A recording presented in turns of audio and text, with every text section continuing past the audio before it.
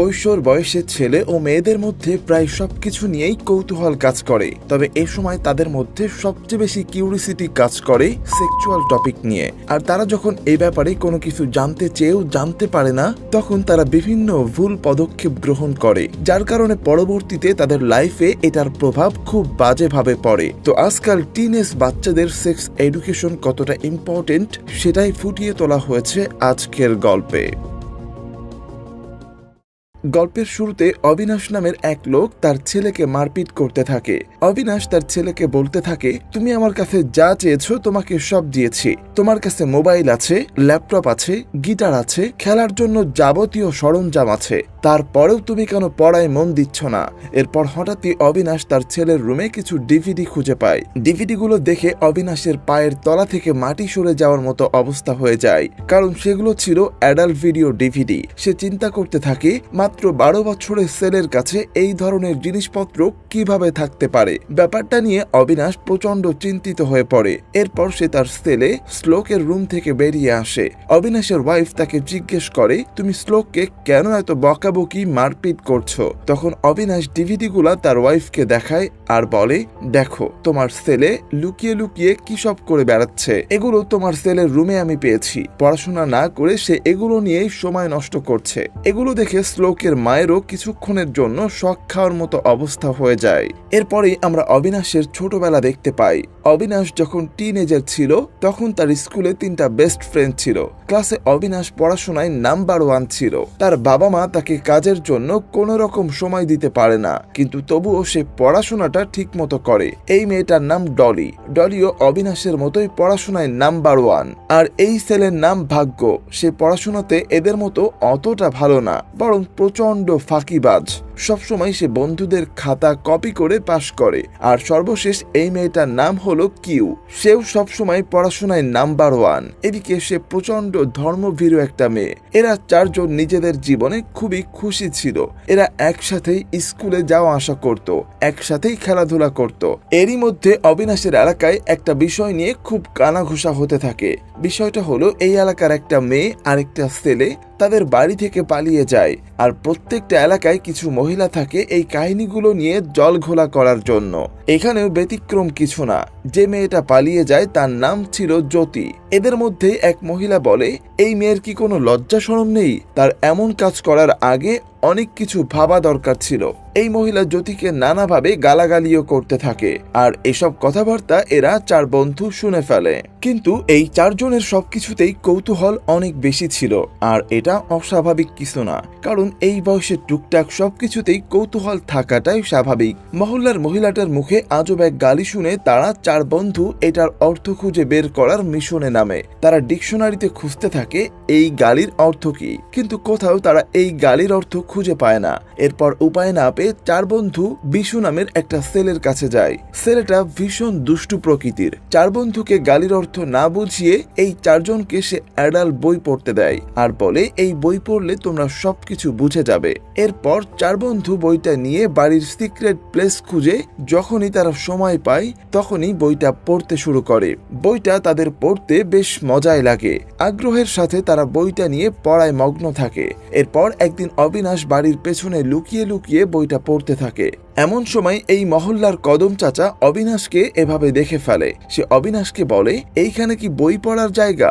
অবিনাশ ভয়ে সেখান থেকে পালিয়ে যায়। এদিকে কদম চাচা এই কথা অবিনাশের বাবাকে জানিয়ে দেয় যে, তোমার ছেলে লুকিয়ে লুকিয়ে কিসের যেন একটা বই পড়ে, ছেলের দিকে একটু খেয়াল রেখো, বয়সটা খুব খারাপ তো। কিন্তু অবিনাশের বাবা এই ব্যাপারটাই তেমন সিরিয়াস ভাবে নেয় না। অবিনাশ প্রচন্ড ভয় পেয়ে যায়। সে ভাবতে থাকে তার বাবা বাসায় এসে তার বই খুঁজতে শুরু করবে, তাই সে জলদি সমস্ত বই ভাগ্যকে দিয়ে দেয়। যাই হোক, একদিন বিশু অবিনাশের মহল্লায় আসে অবিনাশ আর তার বন্ধুদের কাছ থেকে বইগুলো নেওয়ার জন্য। বিশু এরপর মহল্লার ভেতর একটা রুমে নেহা নামের একটা মেয়েকে দেখতে পায়, যে কিনা জোরে সাউন্ড দিয়ে গান চালিয়ে তার রুমের ভিতর নাচানাচি করতে থাকে। নেহাকে দেখে বিশুর চোখ তো একেবারেই ছানা বড়া হয়ে যায়। কিছুক্ষণ পর বিশু এই খবরটা অবিনাশ আর তার বন্ধুদেরকে জানিয়ে দেয়। সে বলে, আমি আজকে একটা জবরদস্ত হট মেয়ে দেখেছি। এই কথা শুনে এই 4 বন্ধু বিশুকে মারতে যায়, কারণ মেয়েটা আর কেউ না, তাদেরই প্রতিবেশী। আর নেহাকে তারা বড় বোনের মতো দেখে। বিশু তখন বলে, বড় বোনের মতো, কিন্তু বোন তো আর না। আর এই ধরনের সম্পর্ক আমাদের নিজেদেরই বানানো। এই দুনিয়ায় রয়েছে শুধুমাত্র পুরুষ আর নারী। ধীরে ধীরে এদের 5 জনের সেক্স সম্পর্কে কৌতূহল আরো বাড়তে থাকে। বিশু বলে, আমাদের উচিত এই সমস্ত জিনিস লাইভে দেখা, তবেই না আমাদের সব কনসেপ্ট ক্লিয়ার হবে। বিশু আরো বলে, আমি তো আছি, তোমরা এগুলো নিয়ে চিন্তা করো না। এরপর বিশুর বুদ্ধিতে এই 5 জন মহল্লার প্রত্যেকটা ঘরের সামনে আড়ি পাততে শুরু করে, কিন্তু তাদের কাছে সবকিছুই নর্মাল লাগে। সবাই রাতের বেলা ঘুমায়। এরপর ঘুরতে ঘুরতে তারা 5 জন একটা ঘরের সামনে এসে পড়ে। এই ঘরে এক দম্পতি নতুন নতুন বিয়ে করেছে, কিন্তু এই কাপলের কিছু কর্মকাণ্ড দেখে এরা 5 জন আর লাইভ দেখতে পারে না। এবার তারা ভাবতে থাকে, যদি তাদের দেখতেই হয় তবে কিভাবে দেখা যায়। এবার বিশু সবাইকে বলে, আমার কাছে আরো একটা অপশন আছে, সেটা আর কিছু না, ব্লু ফিল্ম মানে পর্ন ভিডিও। এটা দেখার জন্য আমাদের ভিসিআর আর ক্যাসেট প্রয়োজন, আর এই সব কিছুর জন্য আমাদের 115 রুপি দরকার।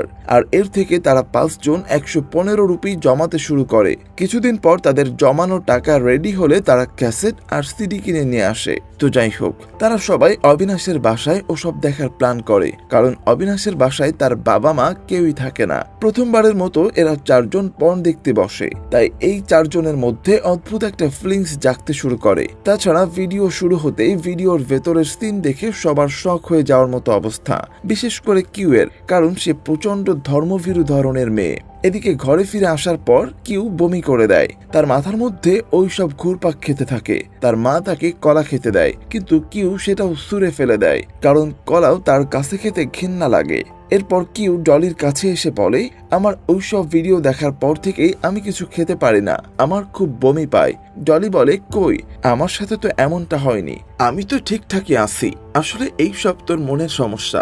অন্যদিকে অবিনাশ আর ভাগ্য রাস্তাঘাটে প্রত্যেকটা মেয়ের দিকে অদ্ভুত ভাবে তাকিয়ে থাকে। এরপর অবিনাশ আর ভাগ্য আবারও পর্ণ দেখায় প্ল্যান করে, কিন্তু ডলি তাদেরকে মানা করে আর বলে, আমাদের এই সব জীবনে একবার দেখার দরকার ছিল, আর আমরা তা দেখে ফেলেছি। এবার আমাদের নিজেদের পড়াশোনায় মনোযোগ দেওয়া উচিত। এই কথাগুলো অবিনাশ আর ভাগ্য বিশুকে গিয়ে জানায়।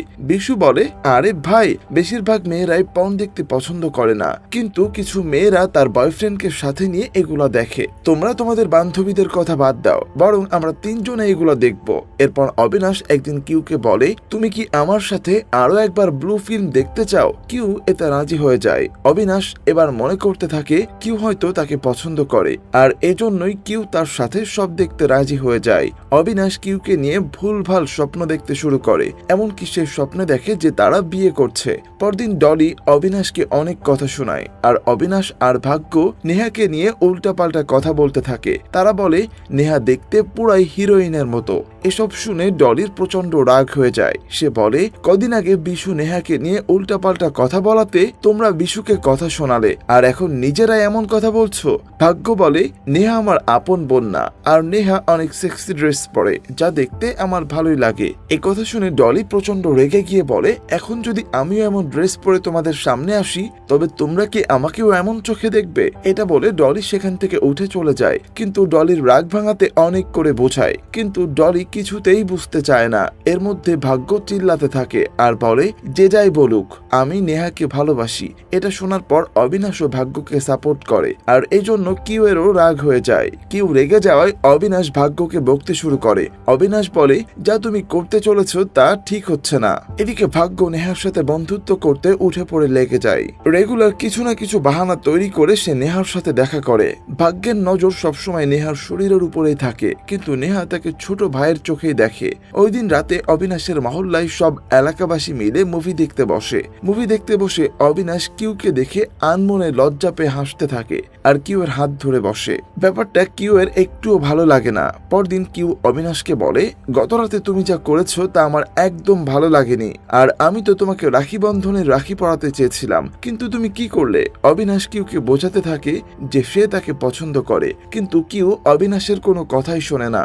অন্যদিকে ভাগ্য নেহাকে প্রপোজ করে দেয়। নেহা ভাগ্যকে ছোট ভাইয়ের চোখে দেখে, তাই সে বোঝাতে থাকে এইসব ভালোবাসা না, এগুলো হচ্ছে অপোজিট জেন্ডারের প্রতি অ্যাট্রাকশন। কিন্তু ভাগ্য কিছুতেই তা বুঝতে চায় না, তাই নেহা মহল্লার কদম চাচাকে সবটা খুলে বলে। আর কদম চাচা ভাগ্যের বাবার কাছে যায় বিষয়টা জানাতে, কিন্তু ভাগ্যের বাবা তার ছেলের উপরে অনেক ভরসা করে, তাই সে মনে করে কদম চাচা হয়তো বানিয়ে বানিয়ে তার সাথে এসে তার ছেলের নামে কথা বলছে। এদিকে মহল্লায় এই বিষয়টা নিয়ে তোলপাড় হয়ে যায়, আর চার বন্ধুর একসাথে মেলামেশাও বন্ধ হয়ে যায়। চার বন্ধু তাদের চারজনকে খুব মিস করতে শুরু করে। কিন্তু যখন বিশু আবারও অবিনাশের মহল্লায় আসে, তখন সে মহল্লার কদম চাচার সামনে পড়ে যায়। বিশুর কাছে তখন ওই বইগুলো ছিল যেগুলো সে তার বন্ধুদের কাছে দিতে যাচ্ছিল। কদম চাচা তখন বিশুকে বলে, এই ধরনের বই আমার কাছে আরো আছে।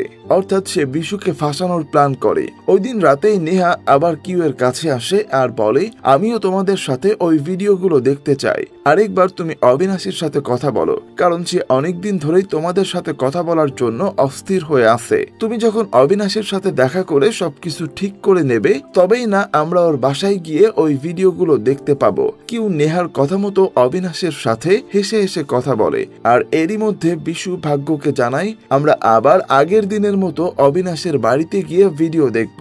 ওই দিন রাতে অবিনাশের বাড়িতে সবাই একে একে জড়ো হতে থাকে, কিন্তু তখনই সেখানে কদম চাচা এসে হাজির হয়। তখন সবাই মিলে সেখানে বই পড়ার নাটক করতে থাকে, কিন্তু ভিসিআর এর জন্য টাকা তো কদম চাচা নিজেই দিয়েছে, তা তো আর এরা জানে না। এরপর কদম চাচা বাচ্চাদের সাথে নর্মালি কথা বলতে শুরু করে। আসলে সেদিন যখন ভাগ্যের বাবা কদম চাচাকে ভুল বুঝে বাসা থেকে বের করে দিয়েছিল, তখন কদম চাচা বাসায় ফেরার সময় অবিনাশের লুকিয়ে রাখা সেই অ্যাডাল্ট বইগুলা দেখতে পায়। আর এরপরেই সে নেহার সাথে এই সব কিছুর প্ল্যান করে ফেলে। এই সব কিছুই ছিল কদম চাচার প্ল্যান। তো এরপরে কদম চাচা আর তাদের কথাবার্তার এক পর্যায়ে সে বলে, ভাগ্য নেহাকে প্রপোজ করেছে, এখন নেহা যদি সেটা একসেপ্ট করে নেয় তাহলে কি হবে? আসলে তোমরা সেক্সের ব্যাপারে একটু বেশি কৌতূহল, আর এটা হওয়াটাই স্বাভাবিক। আর এই বয়সে ছেলে মেয়েদের ফিলিংস একটু একটু করে বাড়তে শুরু করে, শরীরে বিভিন্ন ধরনের হরমোনাল চেঞ্জ আসে। আর এই সেক্স হচ্ছে দুইটা মানুষ যখন ভালোবেসে বিয়ে করে তখন তার পরিণতি। কিন্তু তোমাদের মতো বয়সে এটা পুরোটাই অস্বাভাবিক, এটা একটা ন্যাচারাল প্রসেস। তাই তোমরা এটা নিয়ে জানতে তোমাদের বাবা মায়ের সাথে কথা বলতে পারো। আর তোমাদেরই বা দোষ কি দিব? তোমাদের বাবা মায়ের এই বয়সে তোমাদের সময় দেওয়া উচিত, তোমাদেরকে নিয়ে বসে অনেক কিছু ডিসকাস করা উচিত, কিন্তু তারা নিজেদের কাজে অনেক ব্যস্ত থাকে। তবে তোমরা তো পারো তোমাদের বিভিন্ন বিষয় নিয়ে কৌতূহল জাগলে বাবা মায়ের সাথে ডিসকাস করতে। এরপরই সবাই এই বিষয়গুলো বুঝতে পারে। পরদিন অবিনাশ তার বাবাকে কল দিয়ে তার কৌতূহলের সকল প্রশ্ন করতে থাকে। এখন আমরা আবার গল্পের প্রথমে চলে আসি, যেখানে অবিনাশের ছেলে এই সেক্স এডুকেশন নিয়ে সাফার করছে। আর অবিনাশের স্ত্রী আর কেউ নয়, বরং ডলি। আমাদের সমাজে টিনেজের ছেলে মেয়েদের মনে সেক্সের বিষয়ে নানা কৌতূহল জন্মাতে থাকে, কিন্তু বাবা মায়েদেরও উচিত তাদের ছেলে মেয়েদেরকে পাশে বসিয়ে সেগুলো নিয়ে ডিসকাস করা। তাহলে সকল অন্যায় অপরাধ থেকে তাদের ছেলে মেয়েদেরকে তারা বাঁচাতে পারবে। আর প্রত্যেকটা বাবা মায়েরই উচিত তাদের ছেলে মেয়েদের সাথে বন্ধুত্বপূর্ণ আচরণ করা, কারণ এই বয়সে ছেলে মেয়েরা খুব সহজেই নানা ভুলে লিপ্ত হয়। অবিনাশ তার ওয়াইফকে বলে, আমাদের যত দ্রুত সম্ভব আমাদের ছেলের সঙ্গে এই বিষয়ে কথা বলা উচিত। ঠিক যেমনটা আমাদের বয়সে কদম চাচা আমাদেরকে বুঝিয়েছিল, ঠিক তেমনি আমাদের ছেলেকে আমাদের নিজেদের বোঝাতে হবে।